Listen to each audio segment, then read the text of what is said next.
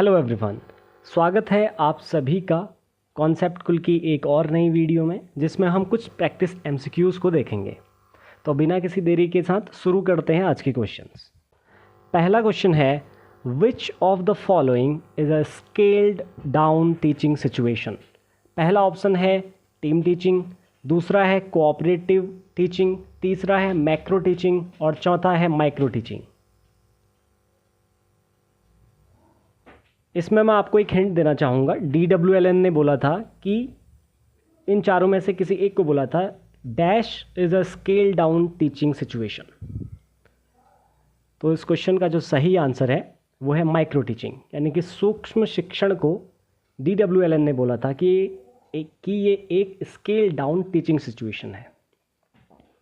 अगला क्वेश्चन, ये हिंदी का क्वेश्चन है, वह हथियार जो हाथ में थाम कर चलाया जाता है, वाक्यांश के लिए एक शब्द। क्या उसे अस्त्र कहते हैं, या शस्त्र कहते हैं, या ढाल कहते हैं, या चक्र कहते हैं? तो आपके सामने चार ऑप्शन है। इस तरीके से आपके हिंदी पेडागोजी में एक क्वेश्चन आ सकता है कि वह हथियार जो हाथ में थाम कर चलाया जाता है, उसके लिए कौन सा वाक्यांश प्रयोग में लाया जाता है? तो इस क्वेश्चन का जो सही आंसर है वो है शस्त्र। अब इसे याद करने का एक तरीका आप बना सकते हैं। 100 से शस्त्र होता है और 100 से ही हमारा शरीर होता है। तो हाथ जो है वो शरीर का एक हिस्सा है, तो हम कह सकते हैं कि शरीर से शस्त्र का इस्तेमाल किया जाता है। तो मूव करते हैं अगले क्वेश्चन में। अगला क्वेश्चन है, in an inclusive classroom information should be presented in, यानी कि एक समावेशी कक्षा में जो आप इंफॉर्मेशन है उसको आप किस तरीके से प्रेजेंट करेंगे। पहला है टेक्सचुअल फॉर्मेट, यानी कि लिखित रूप पे, दूसरा विजुअल दृश्य रूप में, तीसरा वर्बल यानी कि बोलकर, और चौथा मल्टीपल फॉर्म्स, यानी कि आप विभिन्न प्रकार के फॉर्म्स का इस्तेमाल करेंगे। आप सही आंसर को कमेंट सेक्शन में मार्क कर सकते हैं। इस क्वेश्चन का जो सही आंसर है वो है मल्टीपल फॉर्म्स, यानी कि इंक्लूसिव क्लासरूम की बात कर रहे हैं तो हमारे पास वेरियस टाइप्स के हमारे पास बच्चे होंगे क्लास में, तो हमने मल्टीपल फॉर्म्स का इस्तेमाल करना पड़ेगा। अगला क्वेश्चन है, students with dyscalculia are likely to face challenge in, यानी कि जो डिसकैल्कुलिया विकार है वो किस चीज़ से संबंधित है। पहला ऑप्शन मैथमेटिक्स, दूसरा सिंगिंग, तीसरा रनिंग और चौथा ड्राइंग। यानी कि डिसकैल्कुलिया एक विकार है। इन चारों में से आपने बताना है कि डिसकैल्कुलिया से जो प्रभावित विद्यार्थी होते हैं या लर्नर्स होते हैं, उनमें कौन सा इनमें से प्रॉब्लम पाया जाता है। तो इस क्वेश्चन का जो सही आंसर है वो है मैथमेटिक्स। आप इसको याद कर सकते हैं, कैलकुलिया कैलकुलस से निकला है, यानी कि मैथमेटिक्स की बात हो रही है। तो डिसकैल्कुलिया मीन्स मैथमेटिक्स में प्रॉब्लम होगी। Next question is, which of the following statement best describes inclusive education, यानी कि आपके सामने चार स्टेटमेंट दी गई हैं। आपने बताना है कि इन चारों स्टेटमेंट में से वो कौन सी स्टेटमेंट है जो इंक्लूसिव एजुकेशन को बेस्ट तरीके से डिफाइन करती है।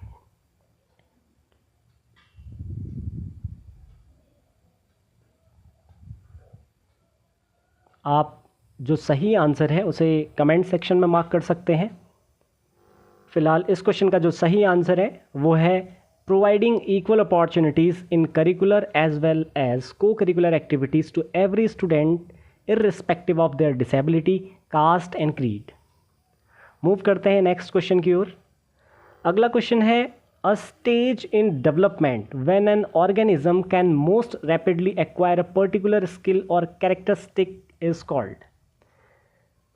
पहला ऑप्शन है सेंसिटिव पीरियड, दूसरा है जोन ऑफ प्रॉक्सिमल डेवलपमेंट, तीसरा है डेवलपमेंटल डीले और चौथा है कॉग्निटिव स्टैग्नेशन। यानी कि डेवलपमेंट की वो कौन सी स्टेज है जिसमें जो ऑर्गेनिज्म है वो रैपिड तरीके से किसी पर्टिकुलर स्किल या कैरेक्टरिस्टिक्स को एक्वायर करता है। तो इस क्वेश्चन का जो सही आंसर है वो है सेंसिटिव पीरियड।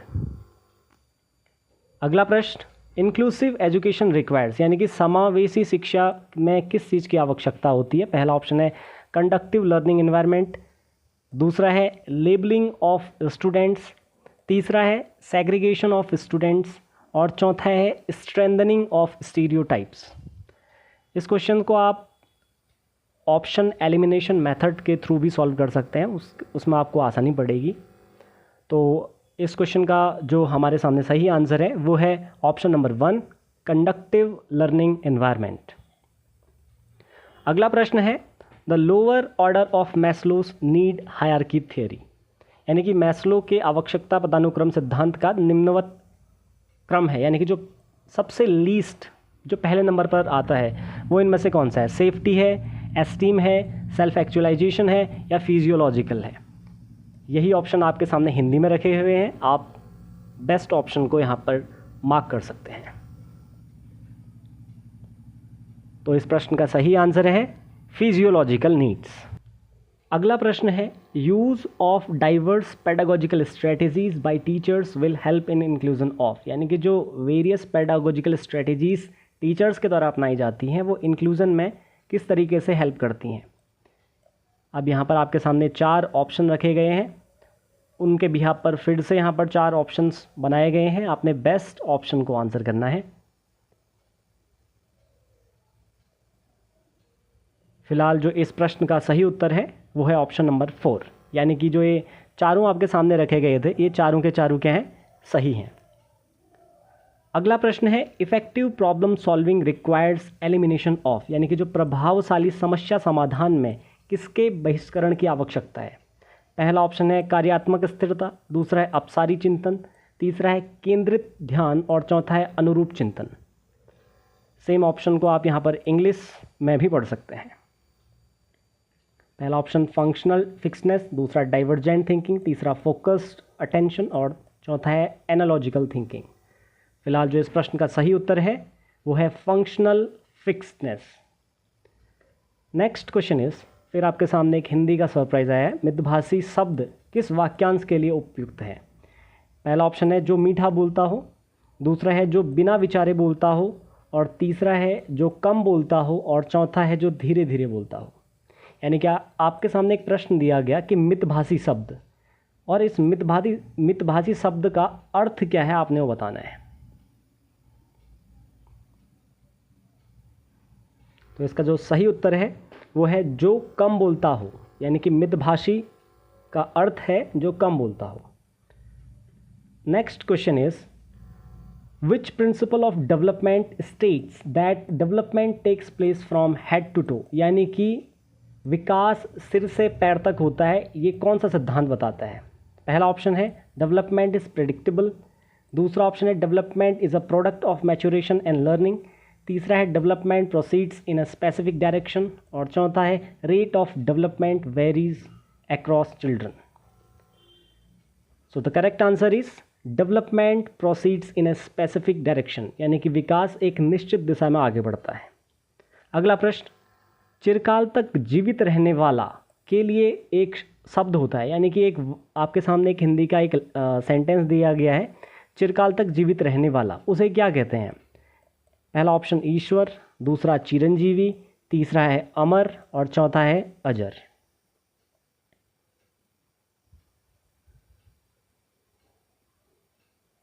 आप जो बेस्ट आंसर है उसे आप कमेंट सेक्शन में मार्क कर सकते हैं। इसका सही उत्तर है चिरंजीवी, यानी कि चिरंजीवी को चिरकाल तक जीवित रहने वाला कहते हैं।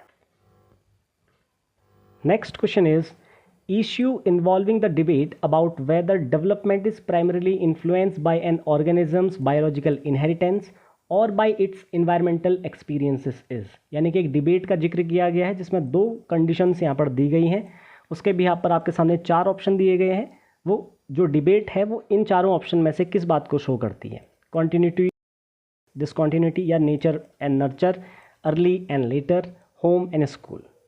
तो इसका जो सही उत्तर है वो है नेचर एंड नर्चर, जिसे प्रकृति, पालनोपोषण, विचार वस्तु कहते हैं। Next question is who first introduce the term IQ, यानी कि जो IQ टर्म है वो फर्स्ट में किसके द्वारा दिया गया? पहला ऑप्शन है स्टर्न, दूसरा है गेल्टन, तीसरा है बीने और चौथा है गिलफोर्ड।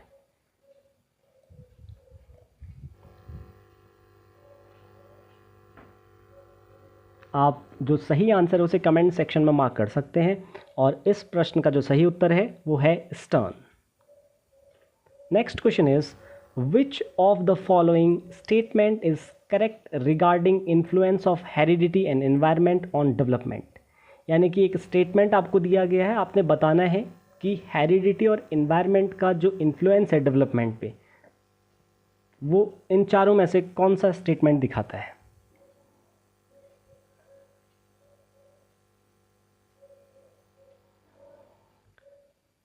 तो इस क्वेश्चन का जो सही आंसर है वो है both heredity and environment impact development in a complex manner.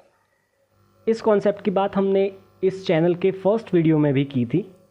First के जो पहला और दूसरे नंबर के वीडियो है वहाँ पर हमने इस कॉन्सेप्ट का जिक्र किया था। अगर आपको कोई कन्फ्यूजन है तो आप उस वीडियो को देख सकते हैं।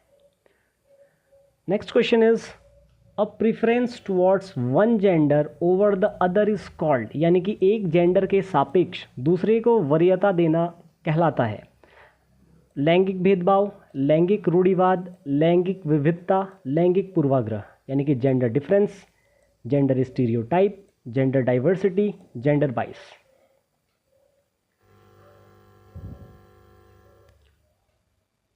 सो the correct answer is gender bias, यानी कि लैंगिक पूर्वाग्रह। Next question is what are the measures to implement inclusive education. पहला स्टेटमेंट है school based support team should develop strategies for the entire school to meet the needs of learners with special educational needs. दूसरा statement है bringing special children into the mainstream requires adjustment that school already have to accomplish.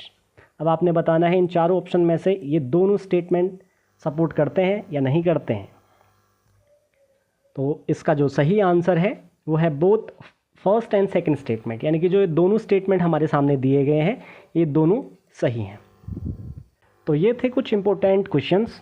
उम्मीद करता हूँ आपको video पसंद आई होगी। अगर video पसंद आई है तो इसे लाइक करें, शेयर करें और चैनल को सब्सक्राइब करना ना भूलें। बहुत बहुत धन्यवाद।